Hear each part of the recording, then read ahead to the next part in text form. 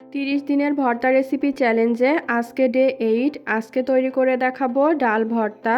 প্রথমে একটা সসপ্যানের মধ্যে আধা কাপ মসুর ডাল, 1 কাপ পানি, স্বাদ মতো লবণ, সামান্য একটু তেল দিয়ে ঢাকনা দিয়ে ঢেকে জাল করে নিচ্ছি পানিটা সম্পূর্ণ শুকিয়ে যাওয়া পর্যন্ত।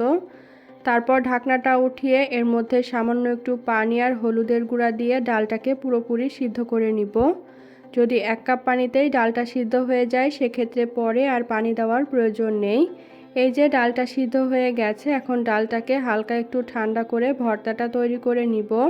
ভর্তাটা বানানোর জন্য প্রথমে একটা প্লেটের মধ্যে নিয়ে নিলাম সিদ্ধ করে নেওয়া ডাল, সেই সাথে দিয়ে দিলাম ভাজা পেঁয়াজ, 4-5টা ভাজা রসুনের কোয়া, 5টা শুকনো মরিচ, স্বাদ অনুযায়ী লবণ, সরিষার তেল আর ধনিয়া পাতা কুচি। এখন সব কিছু একসাথে মেখে নিলেই খুবই মজাদার স্বাদের ডাল ভর্তা পুরোপুরি তৈরি হয়ে যাবে।